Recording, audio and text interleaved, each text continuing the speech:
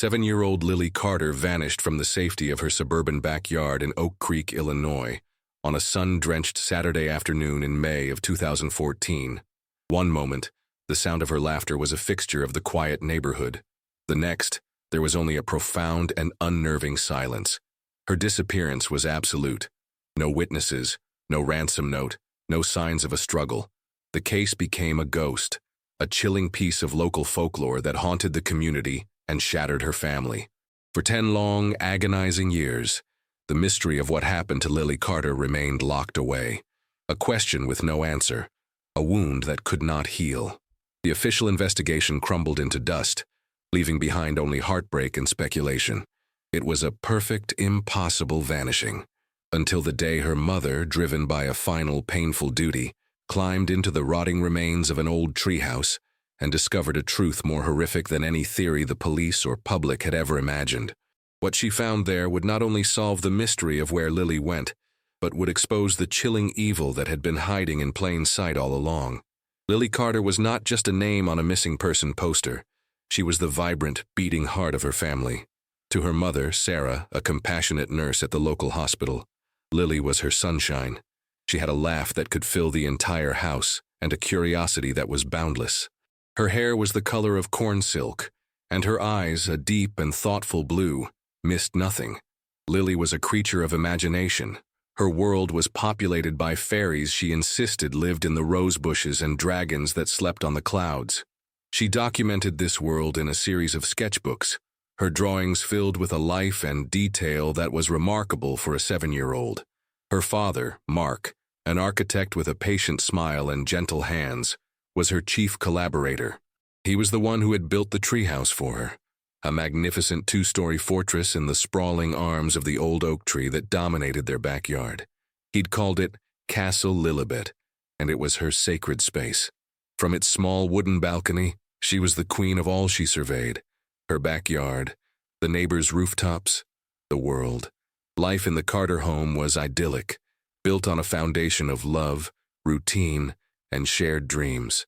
Mornings were a whirlwind of breakfast, school preparations, and Sarah tucking a small hand-drawn picture from Lily into her pocket before heading to the hospital. Afternoons were for homework at the kitchen table, the smell of baking cookies mixing with the scent of pencil shavings. Weekends were sacred.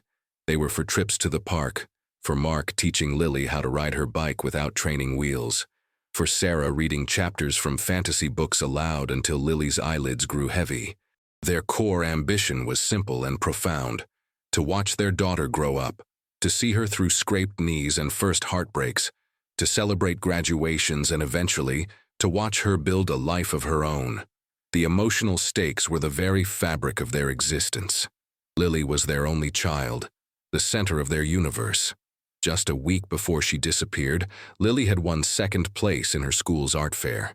The winning piece was a portrait of her parents, holding hands under the oak tree, the treehouse perched above them like a guardian. Sarah and Mark had it framed and hung it in the main hallway. It was the first thing you saw when you walked into their home, a testament to the life they had built. In one small, poignant anecdote that Sarah would later recount to detectives through a veil of tears, Lily had developed a fascination with burying treasures. She had a small tin box where she kept her most prized possessions: a smooth gray stone from a family vacation, a shiny bottle cap, a feather from a blue jay. She told her mother it was a time capsule, a secret collection of memories that she would dig up when she was a grown-up lady. This was the life that was interrupted, the future that was stolen. It was a life rich with laughter, creativity, and an uncomplicated, powerful love. When Lily vanished, it wasn't just a child who was lost. It was a world that was extinguished, leaving her parents stranded in a permanent, silent twilight, forever haunted by the memory of the light they had lost.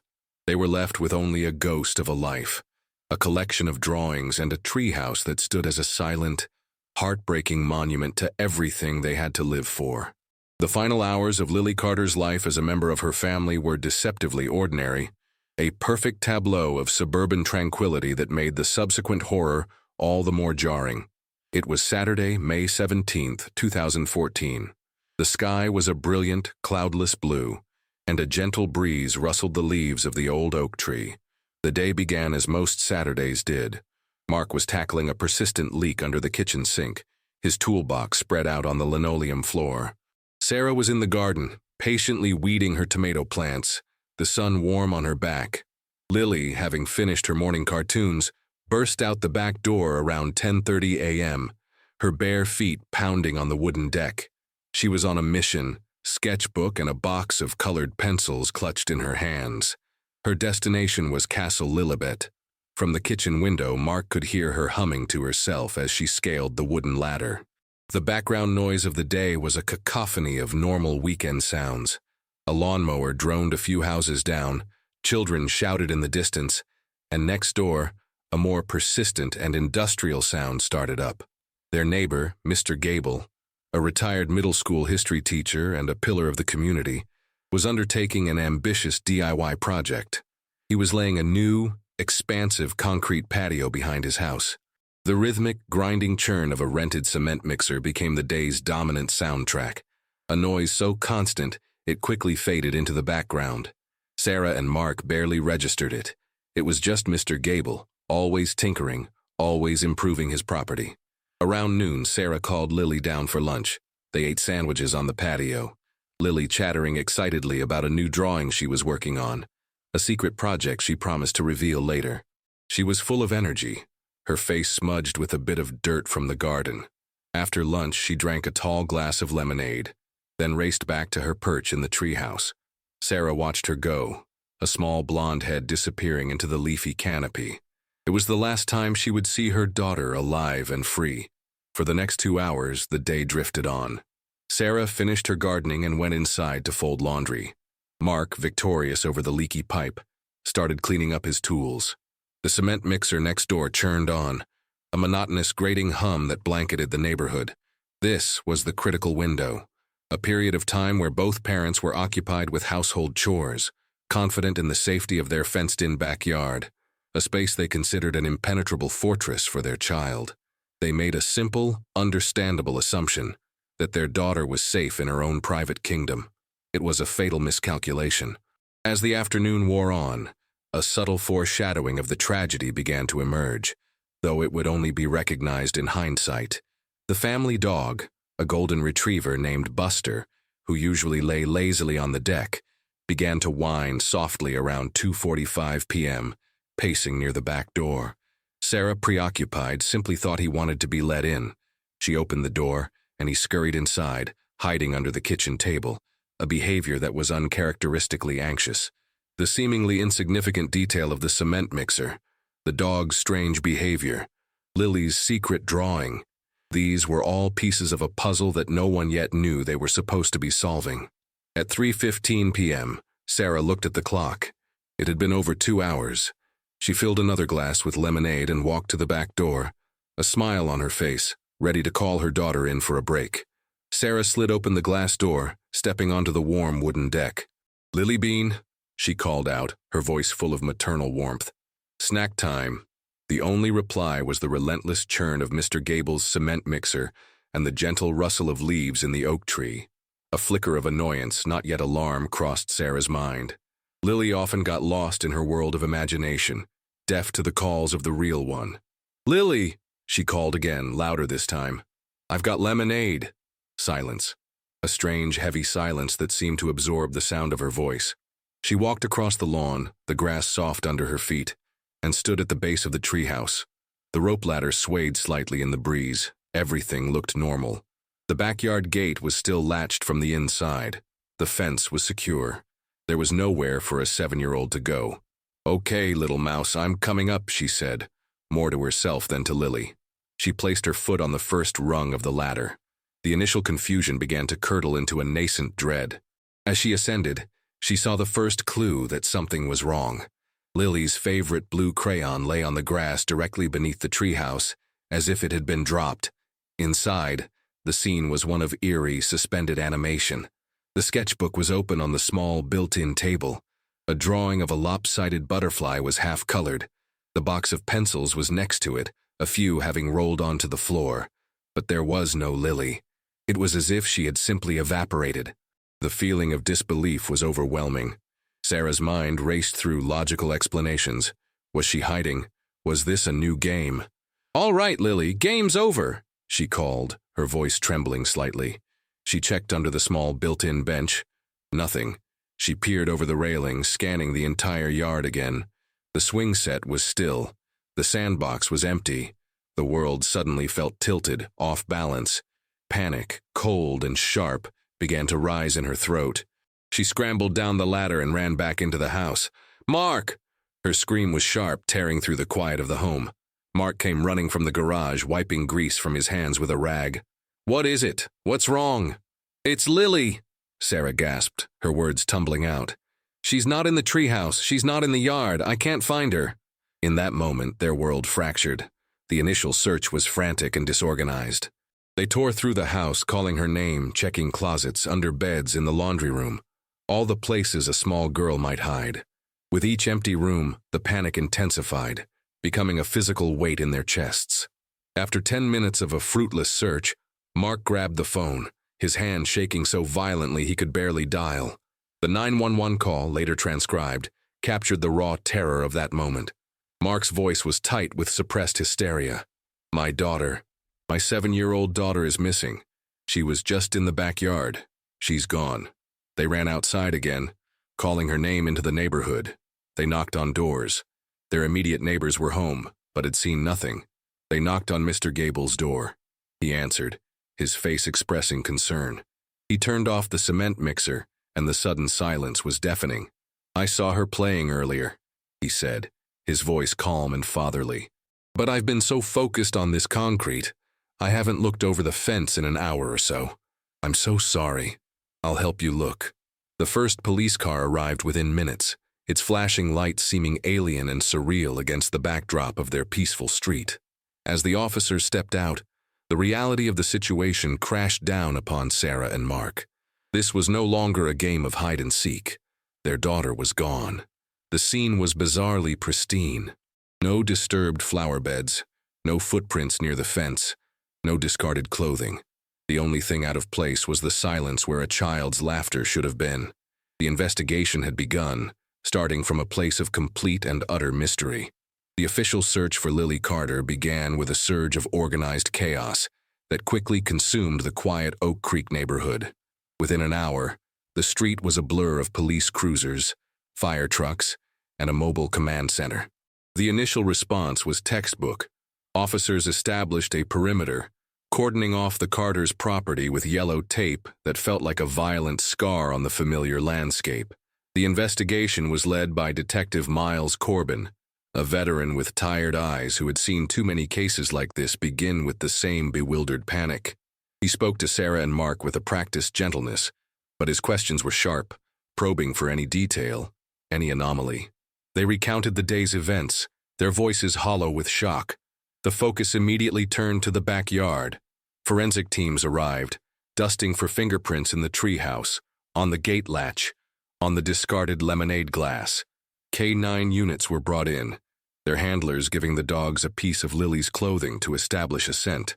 The dogs, highly trained and eager, picked up a strong trail leading from the treehouse across the lawn, directly to the property line where the Carters' chain-link fence met the solid wooden privacy fence of Mr. Gable's yard. And there, the trail went cold. The dogs became confused, circling the spot, whining, but unable to pick up the scent on the other side of the fence or leading away in any other direction. It was as if Lily had been lifted straight up into the air. This single baffling fact became the central enigma of the early investigation. The prevailing theory shifted from a runaway child to a targeted abduction. The working hypothesis was that someone had scaled the fence, snatched Lily, and retreated without leaving a trace. It seemed improbable, but it was the only explanation that fit the bizarre lack of evidence. The search expanded exponentially. Volunteers from the community, hundreds of them, fanned out across local parks, woods, and creek beds. Helicopters with thermal imaging cameras buzzed overhead, their searchlights cutting through the encroaching darkness. The media descended like vultures, their satellite trucks lining the street, their broadcasts turning the Carter family's private agony into a public spectacle. The investigation was immediately hampered by a series of external conflicts and frustrating dead ends. The primary one was Mr. Gable's patio project. The churn of his cement mixer for several hours that afternoon had effectively created an auditory black hole. No one in the immediate vicinity could have heard a cry for help or a struggle. It was the perfect acoustic cover, a fact that detectives noted but could not act upon without evidence. Mr. Gable himself was questioned extensively.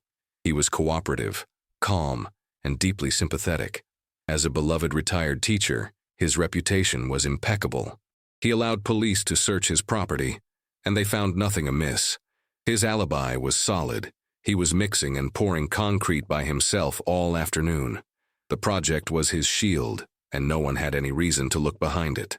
Frustration began to mount for Sarah and Mark. They felt the police were focusing too much on them, a standard but painful part of any such investigation. They were questioned separately for hours, their histories scrutinized, their relationship picked apart. Sarah's work as a nurse, Mark's architectural projects, everything was examined for a possible motive or a hidden enemy. They felt like suspects in the disappearance of their own child, an agonizing torment on top of their grief. Days turned into a week. A tragic accident struck the search effort when a state police helicopter, navigating difficult terrain in a nearby forest preserve at night, clipped a power line and crashed. Both the pilot and a spotter were killed. The incident cast a dark pall over the entire operation, diverting resources and shattering the morale of the searchers.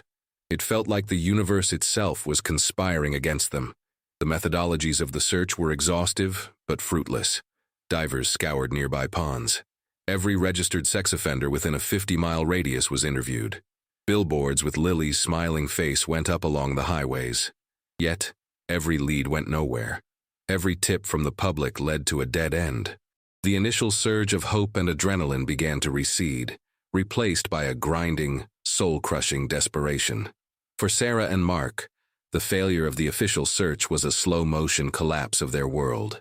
They watched as the number of volunteers dwindled, as the police presence on their street shrank, as their daughter's case slowly transitioned from a frantic emergency to a lingering, unsolved file. They were left alone with their questions, trapped in a house that was no longer a home but a crime scene, surrounded by a silence that was louder than any scream. The days of frantic searching bled into weeks, the weeks into months, and the months into years. The yellow police tape was taken down, the satellite trucks drove away, and the world, for the most part, moved on. But for the Carter family and the town of Oak Creek, the case didn't end. It simply went cold, freezing into a permanent state of unresolved grief. The file on Lily Carter grew thick with dead-end reports and fruitless interviews, eventually being moved from the active investigation board to a steel filing cabinet in the cold case unit. It became a ghost in the archives, a testament to a collective failure. For Sarah and Mark, the passage of time offered no healing. It was a corrosive agent, slowly eating away at the foundations of their lives. Their shared sorrow, which had initially bound them together, became a chasm between them. Mark threw himself into his work, designing buildings he would never live in, a desperate attempt to construct a world that made sense when his own had fallen apart.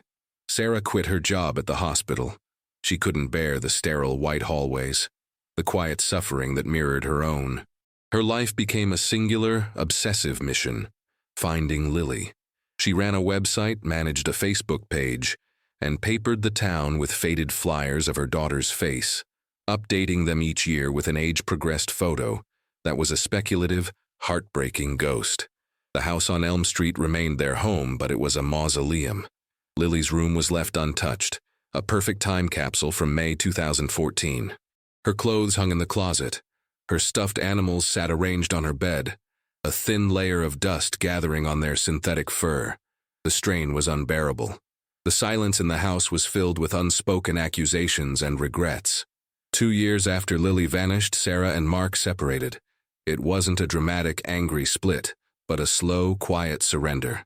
They sold the house they had once loved, unable to bear its constant, silent reminders. In the community, Lily's story transformed from a news headline into a dark piece of local folklore. She became the Oak Creek Ghost Girl. Parents used her story as a cautionary tale to frighten their children into staying close. Teenagers would dare each other to touch the fence of her old backyard, a place that had taken on a grim, mythic quality. The Carters' former home became a landmark of tragedy, a place people pointed to as they drove by, whispering about what might have happened.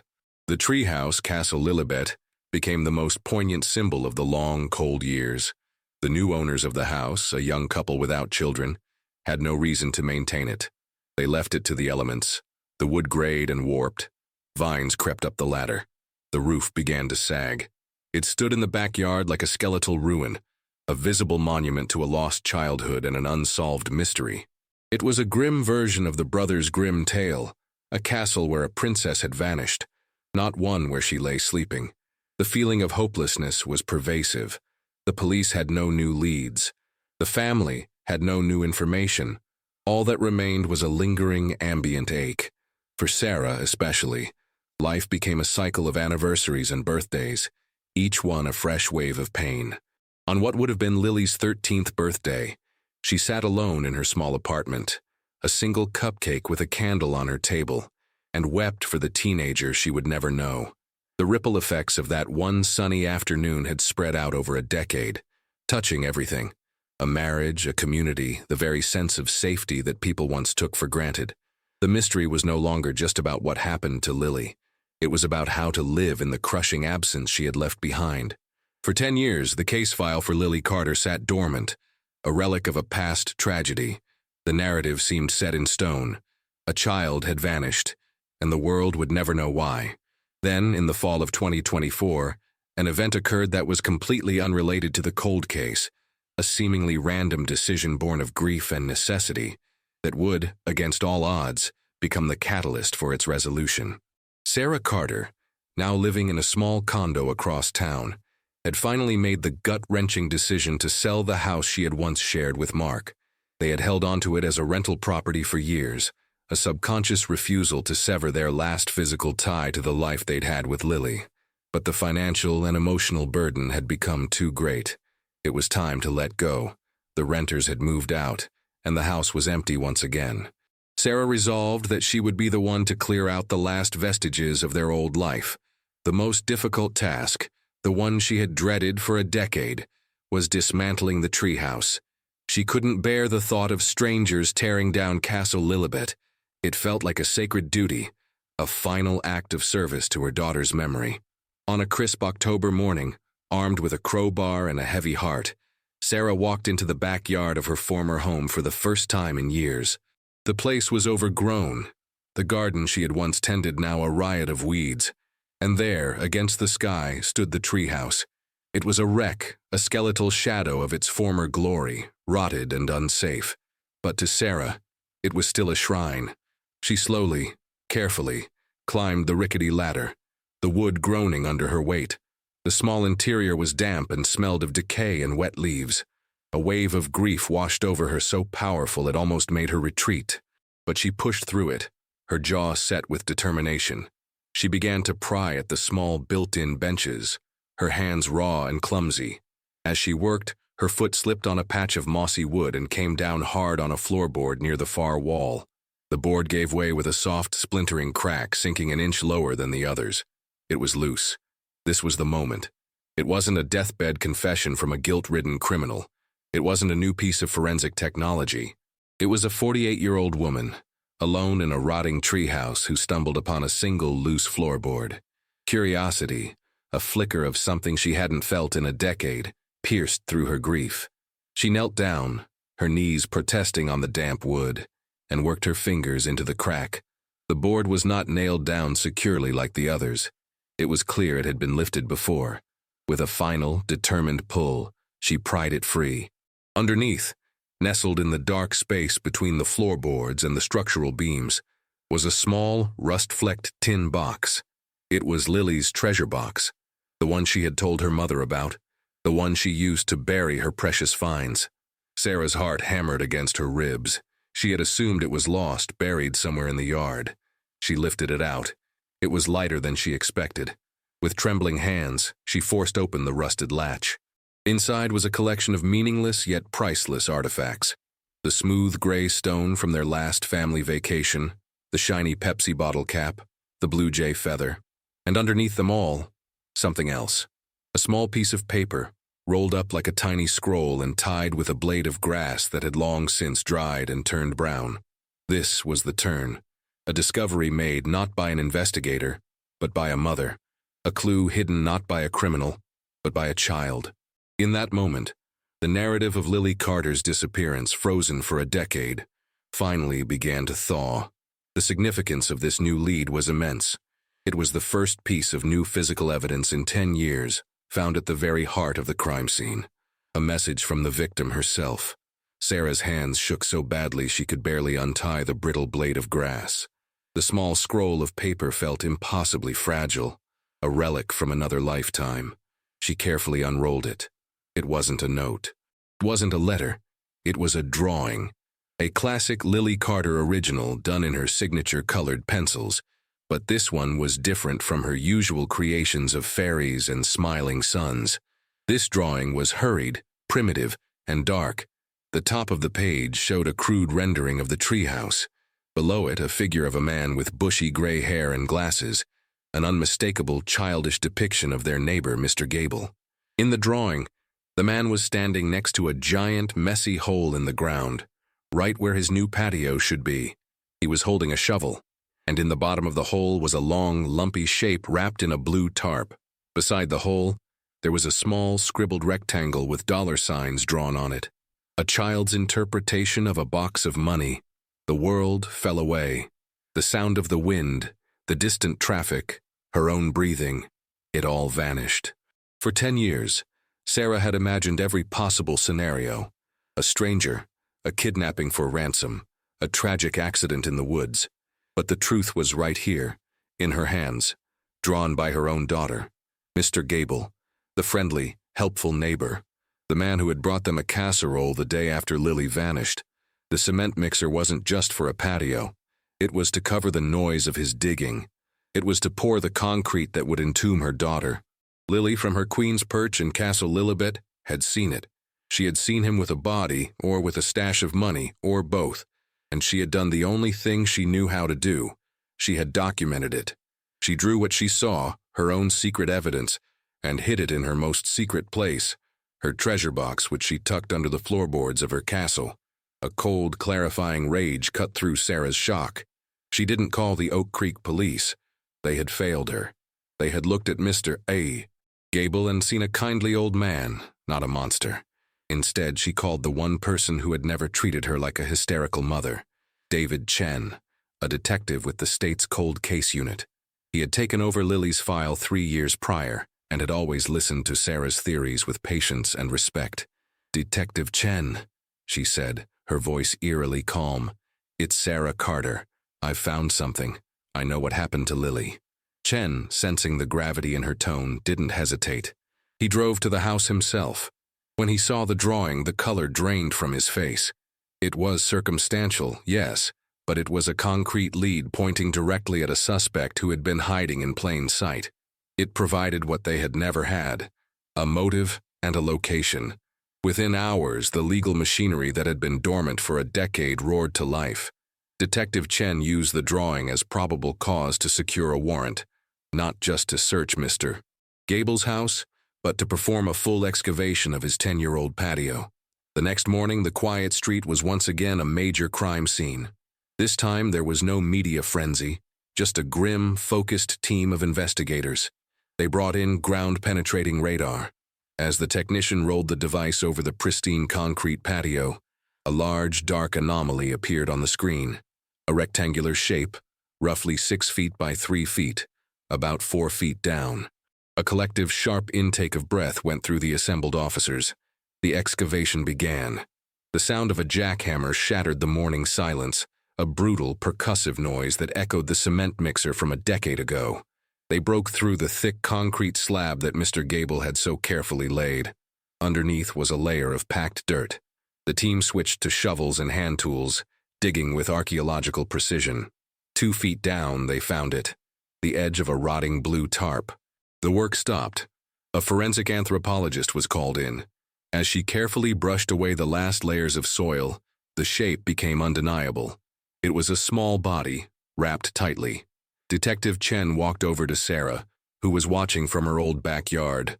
Mark now standing beside her, his arm wrapped tightly around her shoulders.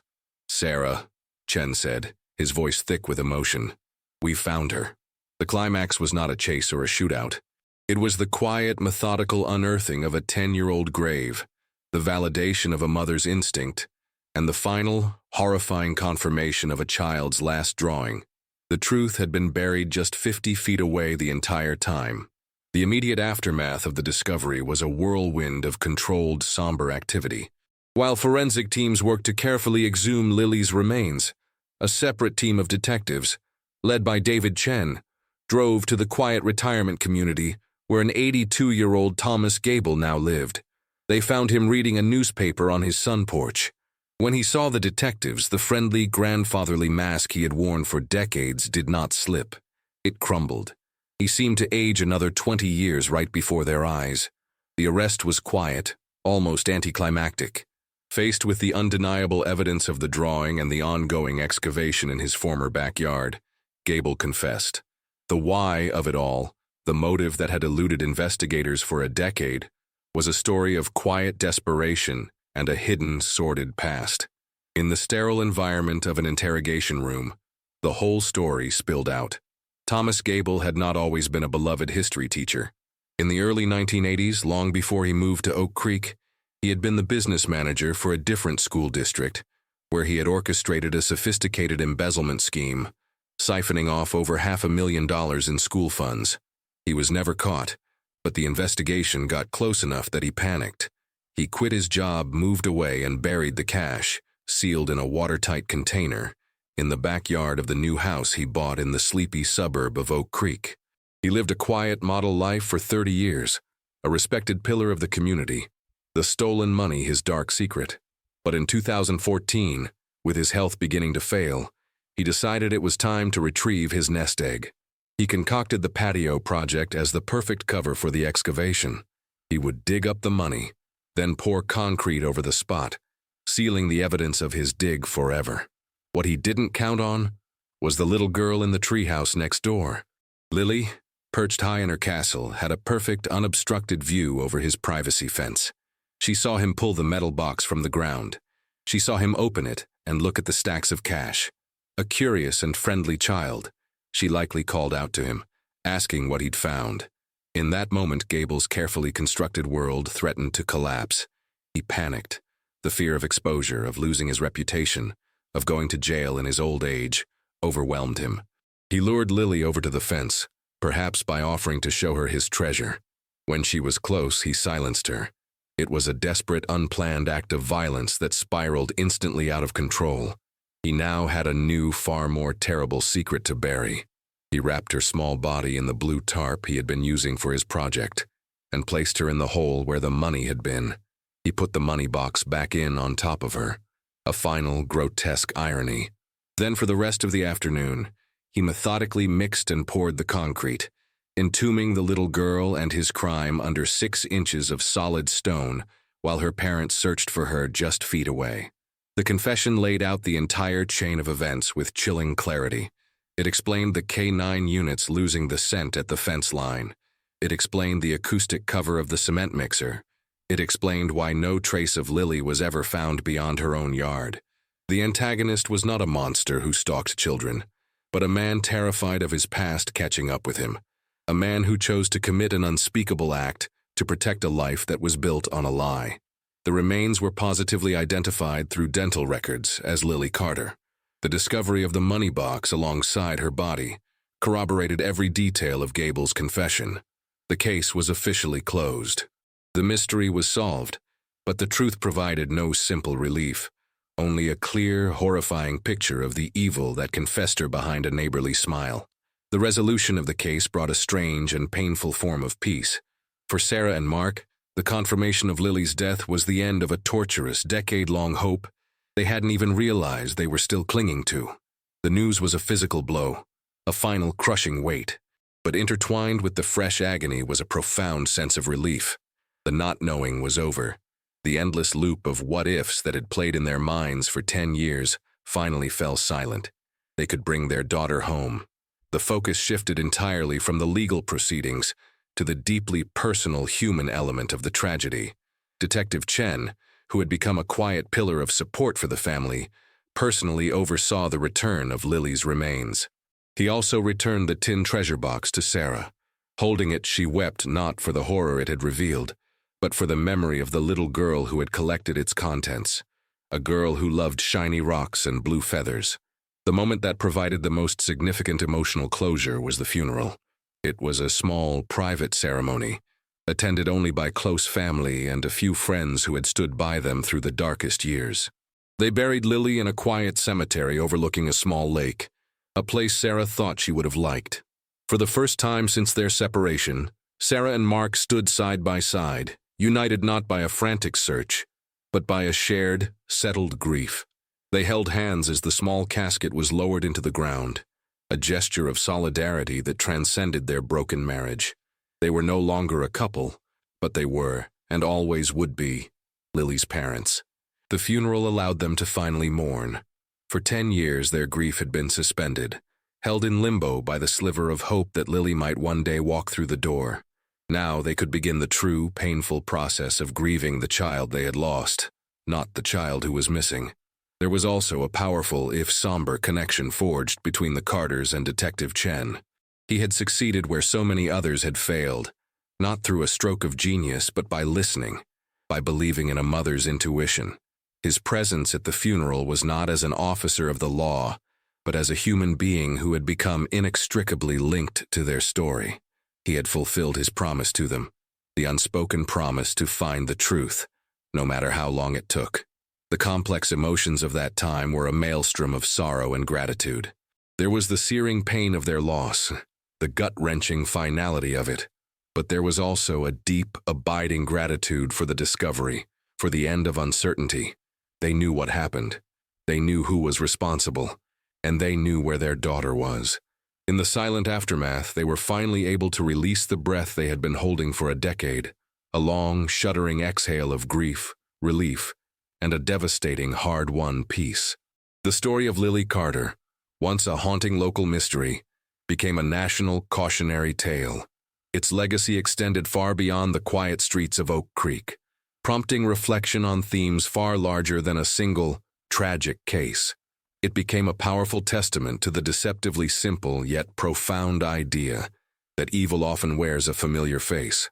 Thomas Gable was not a shadowy figure from a nightmare. He was the friendly neighbor, the respected elder, the man who waved as he collected his mail. His story served as a chilling reminder that the most monstrous acts can be committed by ordinary people, pushed to desperate measures by secrets and fear. The case highlighted the deep, almost primal power of a parent's love and intuition.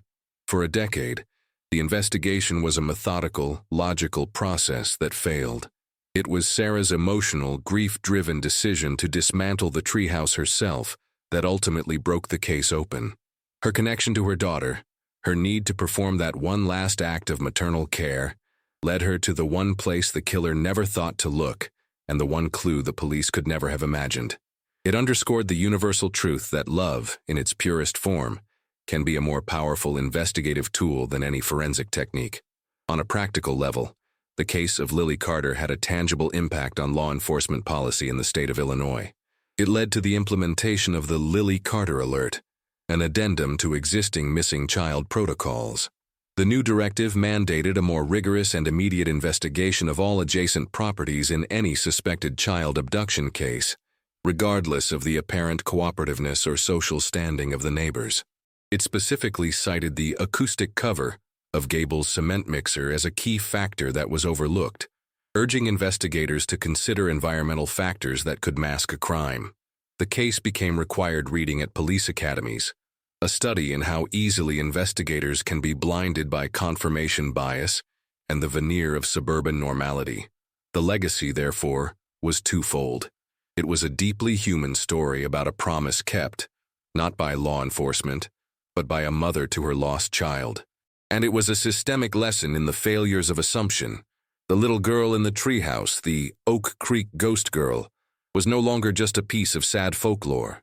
Her story became a force for change, ensuring that the next time a child vanished from their own backyard, the investigation would look closer to home, questioning the safety of the familiar, and remembering that sometimes the most terrible secrets are buried just a few feet away. A child's simple drawing, hidden for a decade in a rusty tin box, became the key that unlocked a terrible secret buried just feet from where she was last seen.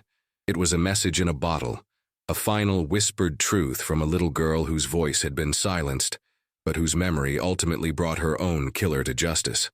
The story of Lily Carter is a heartbreaking reminder that the search for truth, no matter how long it takes, is a testament to the enduring power of love. If this story stayed with you, please like, share, and subscribe for more unforgettable true crime investigations. The details of these cases are important, and sharing them keeps the conversation around justice alive. Tell us in the comments, what part of this case will stick with you the most?